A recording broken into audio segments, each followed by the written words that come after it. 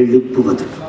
எப்போது தமிழக அரசை அடைந்து சட்டமன்ற கூட்டத்திலே முதலில் நாம் தமிழர் கட்சி பதவி ஏற்கிற போதே எழுப்புவது. தமிழ் தேசிய இனத்தின் வரலாற்று எதிரி இந்திய பெருநாட்டிற்கு நண்பன் என்றால் நான் உனக்கு யார் முடிவு செய். என் இனத்தின் எதிரி உனக்கு வேண்டுமா அல்லது நான் வேண்டுமா? இதெல்லாம் கேட்க இங்க ஒரு ஆம்பளை இல்லை. போர் நடக்கும் போது இனத்தை கொண்டொழிக்க இந்திய பெருநாடு ஆயுதம் கொடுப்பதை நிறுத்த வேண்டும், இல்லையில் இனத்தை பாதுகாக்க நாங்கள் ஆயுதம் கொடுப்போம் என்று பேச ஒருத்தனுக்கும் துணிவில்லை. இன்னைக்கு டெஸ்ஸோ எஸ்ஓ என்றெல்லாம் போடுகிறவர்கள் ஈழ விடுதலைக்காக உடல் பொருள் ஆதி அத்தனையும் கொடுப்போம் என்கிறவர்கள் இவர்கள்தான் எங்கள் உடல் பொருள் ஆதி அத்தனையும் எடுத்தவர்கள். ஒரு மதிப்பிற்குரிய பெருமகன் ஐயா கலைஞர் அவர்கள் இன்னைக்கு இழந்து நிற்கிற பதவி அன்னைக்கு இழந்திருந்தால் என் இனம் விழுந்திருக்காது, அவரும் விழுந்திருக்க மாட்டார். கால கொடுமை என்பது இதுதான் என் அன்பு மக்கள். கால கொடுமை. நீங்களும் பூச்சாண்டி ஆட்டி பாக்குறீங்க. இந்த சின்ன பையசியமா அதை பேசிட்டுக்கிறேன், நம்மள டெஸ்ஸோ விசோ போட்டு ஈழம் அடைவரை ஓய மாட்டேன். என்ன பண்ண போறீங்க? எந்திரிச்சு ஓட போறீங்களா? என்ன பண்ண போறீங்க? என்ன பண்ண போறீங்க? ஏன் இப்படி ஒரு காமெடி ஆயிட்டீங்க? எவ்வளவு கொடுமை பாருங்க. பதவியில் இருக்கும்போது, நீங்க ஆட்சியில் இருக்கும்போது இதைத்தான் நான் பேசுனேன். ஈழம் அடைவரை ஓய மாட்டேன்னு 6 மாசம் உள்ள போட்டீங்க. இப்ப அம்மையார் ஜெயலலிதா அவர்கள் தயவு செய்து இவரை தூக்கி ஒரு தடவை தேசிய பாதுகாப்புல போகணும். இதைத்தான் நான் பேசினா குற்றம் ஆயிருது, நீங்க எல்லாம் பேசினா சட்டம் ஆயிருது. ஒரு நாள் சொல்றாரு, மீனவர்களை தொடர்ச்சியாக கொள்வதை சகித்துக் கொள்ள முடியாது. இதைத்தான் நீங்க பேசுனேன், அதுக்கு தான் என்ன தேசிய பாதுகாப்பு போட்டீங்க. இந்த மீனவனை அடிச்சா அவன் மாணவனை அடிப்பண்டான்னு, அது அவனுக்கு வலிக்கல, உங்களுக்கு வலிச்சிருச்சு. வரலாற்றில் என் அன்பு மக்களே, வரலாற்றில் சில இடங்களில் துரோகங்கள் நிகழும். ஆனால் கருணாநிதி என்பது துரோகமே வரலாறு. அன்பு மக்கள்,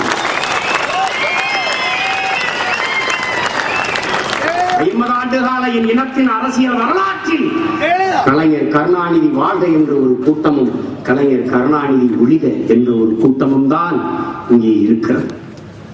என் அன்பு மக்களே, இந்த கட்சிகள் ஆட்சிகள் இடத்திலிருந்து என் இனத்தை மீட்காமல் என் இனம் ஒருபோதும் விடுதலை அடையாது. அதை நீங்க தெளிவா புரிஞ்சுக்கணும். ஈழம் அடைவரை ஓய மாட்டேன் என்று பேசுகிற பெருமகன் ஐயா கலைஞர் அவர்கள் 5 முறை இந்த நாட்டின் முதல்வராக இருந்திருக்கிறார்கள். பல முறை மத்திய அரசிலே அங்கம் வைத்திருக்கிறார்கள். என் தலைவன் பிரபாகரனை போல அடிமைப்பட்டு ஒடுக்கப்பட்டு கிடக்கிற தமிழ் தேசியத்தின் விடுதலைக்கு ஒரு தேசம் அடைவதுதான் சரியான விடுதலை, என் தேசம் அடைவதே லட்சியம் என்ற உறுதியில் என் தலைவன் நின்றது போல கலைஞர் அவர்கள் தமிழ் தேசியத்திற்கு ஒரு தேசம் தேவை என்று விரும்பி இருந்தார். இந்திய நாட்டின் மந்திரி பதவியை ஏற்கிற போது ராணுவத்தை எனக்கும் வெளியுறவுத்துறையை எனக்கு கொடு என்று ஏன் கேட்கல? உங்களுக்கு நோக்கம் இருந்தா ராணுவ அமைச்சகம் எனக்கு, வெளியுறவுத்துறை அமைச்சகம் எனக்கு என்று கேட்டிருக்கணும். ஏன் கேட்கல? என்ன கேட்டீங்க? எந்த துறையில் அதிக வருமானம் அந்த துறை. இப்ப போய் நீங்க ஈழ அடைவரை ஓய மாட்டோம்னா என்ன தெரியுது? சுடுகாட்டை வாங்கி தர போறீங்களா? இதெல்லாம் அறிவில் சிறந்த என் மக்களை ஒரு அடிமுட்டா பெண்ணு, அரசியல் புரிதல் இல்லாத இடிச்ச வாங்கி ஈன பிறவிகள் என்று கருதி பேசுறது. நான் மறந்துடுவான், பைத்தியக்கார பையன் என்று நினைக்கிறேன். இந்த நிலையில் இருந்து என் மக்கள் விழிப்படை வேண்டும். இந்த வெற்று அறிக்கைகள், இந்த கூச்சல்களுக்கு நாம் செவிசாய்க்க கூடாது. நமது இலக்கு என் அன்பு மக்களே இனத்தின் விடுதலை. புரிந்து கொள்ள வேண்டும். நமது அன்பு தலைவர் மேதகுவி பிரபாகரன் அவர்கள் சொன்னது போல உலகத்தில் எல்லோராலும் கைவிடப்பட்ட சிறுபான்மை அடிமை தேசிய இனத்தின் மக்கள் நாம். உலகத்தில் எவருமே நமக்காக இல்லை. முதல்ல அதை நீங்க புரிஞ்சுக்கணும். நாம் அடிமை தேசிய இனத்தின் மக்கள் என்பதையும் புரிஞ்சுக்கணும். எதற்கு அடிமை? மொழி அடிமை, அந்நிய மொழி ஆங்கிலத்திற்கு அடிமை, பிறகு அதற்கு அடிமை மத அடிமை. அடிமை, பிறகு என்ன அடிமை? கடவுள் அடிமை, பக்தி அடிமை, எப்படி பல்வேறு அடிமை. இந்த அடிமை நிலையிலிருந்து இந்திய அடிமை, இந்திய அடிமை, திராவிட அடிமை, இந்த அடிமை நிலையிலிருந்து நாம் விடுபட வேண்டும். அப்ப அடிமை தேசியத்தின் மக்கள் நாம். புரட்சியாளர் அண்ணல் அம்பேத்கர் அவர்கள் சொல்லுகிறார்கள், ஒரு இனம் அடிமைப்பட்டு கிடக்கிறது என்பதை அதற்கு உணர்த்திவிடு, அந்த இன மக்களே கிளர்ச்சியும் புரட்சியும் செய்து போராடுவார்கள் என்று. அதைத்தான் எங்கள் பிள்ளைகள் அறிவாயுதம் ஏந்தி கருத்தியல் புரட்சியின் மூலம் என் அன்பு உறவுகளிடத்திலே ஓடி ஓடி வந்து சொல்கிறோம். நாம் அடிமை சிறுபான்மை தேசியத்தின் பிள்ளைகள். என் அன்பு மக்களே, இந்த அடிமை நிலையிலேயே வருங்கால தமிழ் தலைமுறை பிள்ளைகளை விட்டுவிட்டு செல்ல போகிறோமா அல்லது போராடி விடுதலை அடைய போகிறோமா என்பதை உங்கள் முன்பு வைக்கிறோம். இதற்கு என்ன வழி? என்ன வழி? பல்வேறு நாடுகளில் பரவி வாழ்கிற நம் இன மக்கள், 12 கோடி தேசிய இன மக்கள், சாதிகளை மதங்களை கடந்து பிரதேச எல்லைகளை கடந்து நாம் தமிழர் என்கிற தேசிய அடையாளத்துக்குள் திரண்டு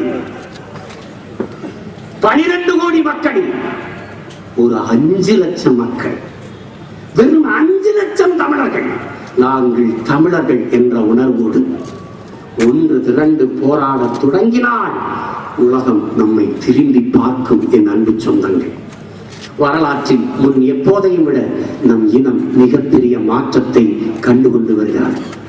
இதுவரை தான் பிறந்த சாதிக்கு, தான் சார்ந்திருக்கிற சாதிக்கு கூடிய தமிழன், தான் பிறந்த தான் சார்ந்த நேசித்து தழுவி இருக்கிற மதத்திற்கு கூடிய தமிழன், தான் வணங்குகிற கும்பிடுகிற சாமிக்கு கூடிய தமிழன், இப்போதுதான் முதல் முறையாக தான் பிறந்த தமிழர் என்கிற தேசிய இனத்திற்காக கூட தொடங்குகிறான். இது எமது இனத்தின் வரலாற்றில் ஒரு புதிய அத்தியாயம், மிகப்பெரிய மாற்றத்திற்கான தொடக்கம். இதே நிலையிலே நாம் 2 ஆண்டுகளை கடந்து 3வது ஆண்டுக்கான பாய்ச்சலுக்கு தயாராக நிற்கிறோம். 2015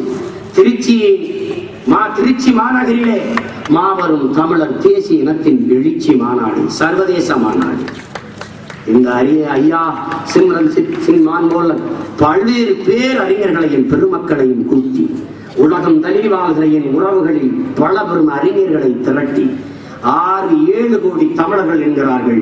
கோடிக்கு 1 விழுக்காடு என்ற அடிப்படையிலே 7 லட்சம் தமிழர்கள் திருச்சியிலே திரள்வோம் திரள்வோம் பைந்தமிழ் இனத்தீரே பகை நிரள திரள்வோம் என்ற முழக்கத்தோடு துளி துளியா இணைவோம் பெரும் கடலாகும் கனவோடு என்ற அறைகூவலோடு நாம் அணிதிரள்வோம். அந்த இடத்திலே 2015 மே 18 நாம் நடத்துகிற சர்வதேசிய மாநாட்டில் பிரகடனப்படுத்துகிறோம். 2016 உருவாக்குவோம் புதிய அரசியல் வரலாறு. அந்த இடத்திலே போட்டி போட போற தொகுதி, போட்டி போட போகிற வேட்பாளரை அறிவிக்கிறோம். 4 ஆண்டுகள் களப்பணி. வெனிசுலா விடுதலைக்கு போராடிய சாவேஸ் போல நாம் ஒரு மாற்று அரசியல் புரட்சியை முன்னெடுக்கிறோம். நம்ம அன்பு தலைவன் சொன்னது போல நாம் அரசியல்வாதிகள் அல்ல, புரட்சியவாதிகள் என்பதை என் முன்னே திரண்டிருக்கிற என்னுடைய சொந்தங்கள், என் அருமை தம்பிதங்கைகள் நினைவில் கொள்ள வேண்டும். இந்த மண்ணில் கட்சிகளோ ஆட்சிகளோ சிதைந்து வீழ்ந்து கிடக்கிற நம் இனத்தின் விடுதலையை சரி செய்ய முடியாது. புரட்சி மட்டுமே சரி செய்ய முடியும். அந்த சரி செய்கிற ஆட்சி முறை தன்னலமற்ற அன்பான சர்வாதிகார ஆட்சியாலேயே எம் இனத்தின் விடுதலையை வென்றெடுக்க முடியும். எனவே அறிவில் சிறந்த பெரியவர்களே, என் அன்பு உறவுகளே, என் அருமை தம்பி தங்கைகளே, நம்பிக்கையோடு இருங்கள். நம்மால் முடியாதது எதுவும் இல்லை. உலகத்தில் எவராலும் முடியாதது நம்மால் முடியும். நாளை நமது இலக்கை நாம் அடைவோம். நாம் உறுதியாக வெல்வோம். இதை உறக்க உலகிற்கு சொல்வோம். இன்று கரைவோம், நாளை கூடுவோம். இந்த நாள் தமிழர் வீழ்ச்சி நாள் அல்ல, தமிழ் தேசியத்தின் எழுச்சி நாள். உங்கள் அனைவருக்கும் வாழ்த்துக்களும்